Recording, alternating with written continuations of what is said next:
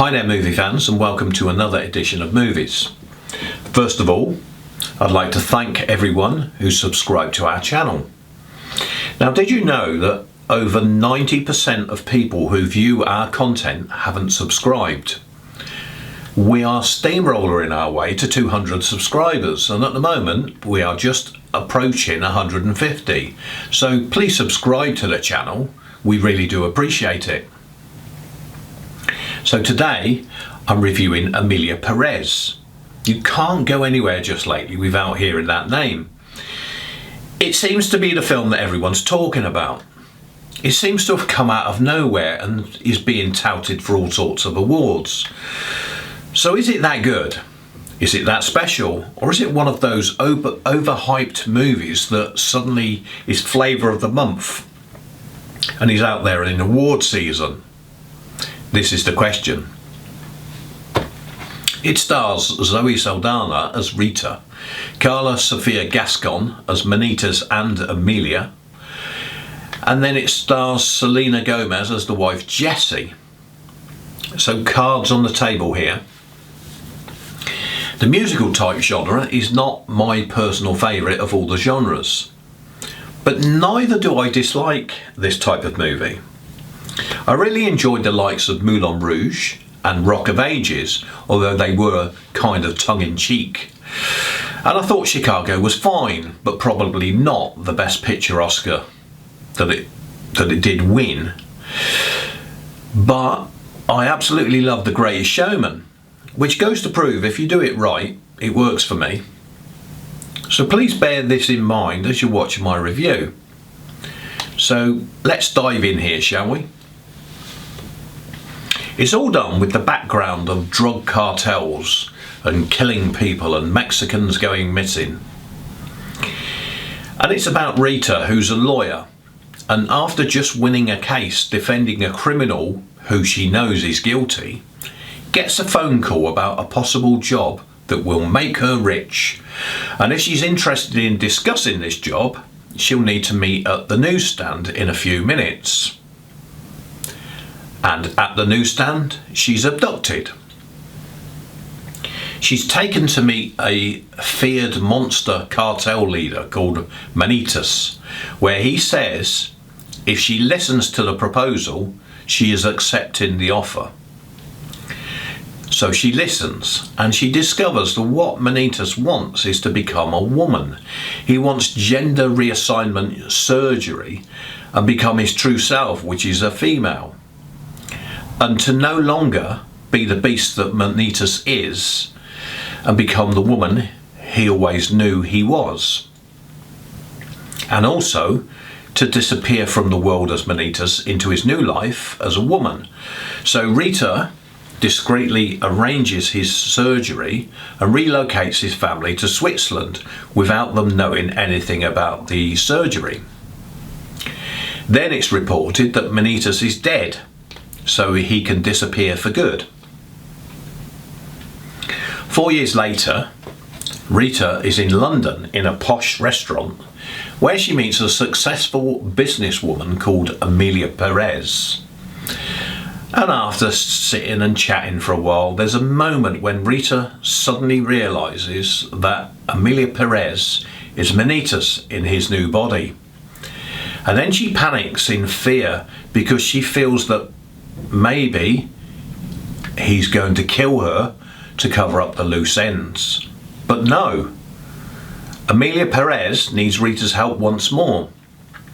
She wants Rita to arrange for the wife and children to be brought to Mexico to live with her, while she is masquerading as the children's aunt. Now the film starts with some really interesting camera shots, and it looks quite stunning. Filmed from different angles than the norm, this looks like it could be very, very special. Visually, it's really good. Acting is good, with Carla Sofia Gascon playing a good role as a male and a female, with Selena Gomez as the lost wife Jessie doing a good turn too. But without doubt, the standout performance for me is Zoe Saldana as Rita. This, I feel, is a career-defining moment for her. Zoe Saldana is quite excellent throughout the entirety of this movie. So she's so good, but the one scene where it all comes together for me, with the acting, the choreography, the camera work, has to be where, dressed in stunning red, she's seen singing and dancing around and on tables at a fundraiser, which is done so stunningly well. And as I mentioned, the camera work in this movie is top notch. There are, however, two things I feel that let this movie down a bit. One is it's quite a silly story. It's not bad, but just silly. And number two, people will hate me for this, but I didn't really like the music that much. I mean, I didn't hate it, but it doesn't have the catchy tunes like you get in The Greatest Showman. In fact, some of the songs are really talking to music rather than singing. Now this may be just me, as I'm an older white British guy and the music style isn't really my thing. Others may well love it. I've seen the genres mentioned on IMDb as musical, crime, thriller, comedy. Comedy? Really? Sorry, I didn't see any comedy. All the rest, yes, but this isn't comedy. There's no comedy in this. As for Oscars, Carla Sofia Gascon, probably not. Zoe Saldana, although the star in my eyes, is actually up for supporting actress. So I'd say yes, very good chance.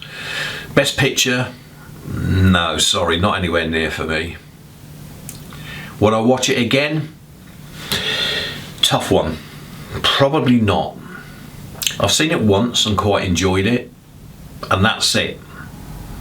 Whereas films like The Greatest Showman, I could and have watched many times and get lost in the great tunes all over again. And here's the thing, those tunes would stand alone, whereas these may be the odd one, but not really. I'm not really comparing The Greatest Showman to Emilia Perez, as they're two totally different movies, but I am comparing them to each other as they are both in the musical genre. One has songs that grab you and stick in your head, and in the case of Emilia Perez, I've already forgotten those tunes. Overall, it's a pretty decent piece of movie making, somewhat overhyped with a silly implausible story, but still good and watchable. Technically very good, and it's worth viewing for Zoe Saldana's performance alone. So, thank you for watching our review. If you like what you've heard and want more of the same, please subscribe. And if you have your own views on this movie, please leave a comment below and look out for more of our reviews soon.